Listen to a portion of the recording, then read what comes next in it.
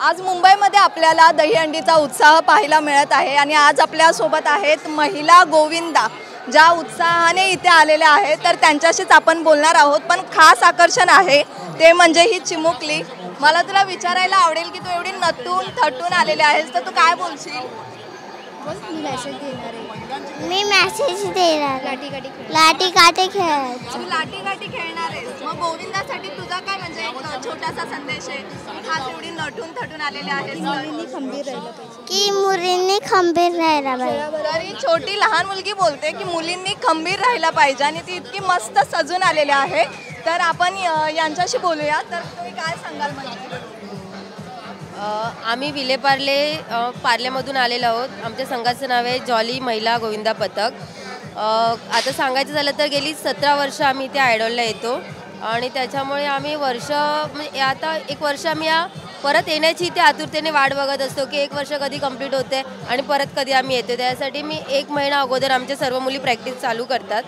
ही practice करत असताना आमच्या संघामध्ये शाळा शिकणाऱ्या, कॉलेज करणाऱ्या, सर्व्हिस करणाऱ्या लेडीज, हाऊसवाईफ ज्या घरात वर्किंगला आहेत, त्या सर्वजण आपला वेळातला वेळ काढून रात्रीच्या वेळी आमची प्रॅक्टिस चालते. कारण दिवसभर सर्वांना स्वतःचं वर्किंग कॉलेज वगैरे असतं.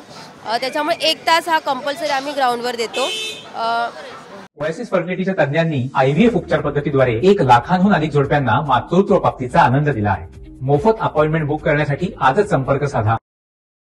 तर महिला कणखर आहे हे काही वावगं नाहीये. म्हणजे सकाळी दिवसभर तिची कामं उरकून रात्रीची, अरे वा, आता आपल्यासोबत कृष्णा पण आलेला आहे. तर कामं वगैरे उरकून ती रात्रीची प्रॅक्टिस करते, हे खूप चांगलं आहे. आणि तर आता कृष्णा आलाय, तर या कृष्णासाठी तुम्ही कोणतं खास गाणं गाल? अरे तुझ्या घरात नाही पाणी, गागर उतानी रे गोपाळा, गोविंदा रे गोपाळा, यशोविंदा रे गोपाळा. तुमचा म्हणजे आता ही महिलांची खास दहीहंडी इथे आयोजित केली जाते आयडलच्या इथे. तर महिलांसाठी म्हणजे ज्या महिला आहेत त्यांच्यासाठी तुमच्याकडून काय संदेश असेल की वेळ किंवा काय?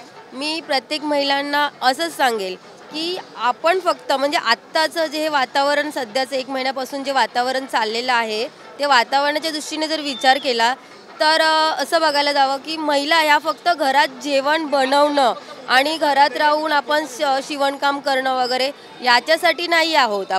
आपण स्वतःच्या पायावरती उभ्या आहोत, आपण इतके खंबीर आहोत. मग त्याच्यासाठी प्रत्येकाला, प्रत्येक मुलीने, प्रत्येक आईने असं समजायला पाहिजे की आपल्या मुलीला आपण सक्षम करणं खूप गरजेचं आहे.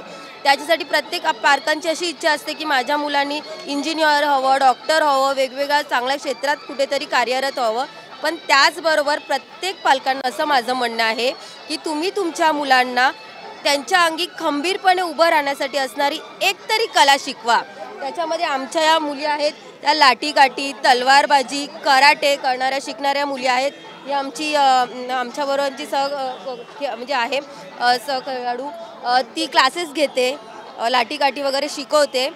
तर मग प्रत्येक पालकांनी तुमच्या मुलांना यातली कला तर नक्की शिकवा, जेणेकरून ती सुरुवात त्या मुलांची तुम्ही शाळेपासूनच करा. असं नाही की त्यांचं एक पर्टिक्युलर एक वय येतं त्यावेळी तुम्ही म्हणाल की नाही तुम्ही लाठीकाठी शिकायला जा, तर ते नाही. या वयात असतानाच तुम्ही तुमच्या मुलांच्या अंगी ही कला लावा, कारण ती काळाची गरज आहे, आत्ताच्या काळाची. जॉली स्पोर्ट्स क्लबने खूप चांगला संदेश दिला आहे की मुलींनी खंबीर व्हावं, यासाठी त्यांनी एक चांगला संदेश आपल्याला दिलेला आहे. कॅमेरामन रोशनसोबत मी स्वप्नाली धनावडे.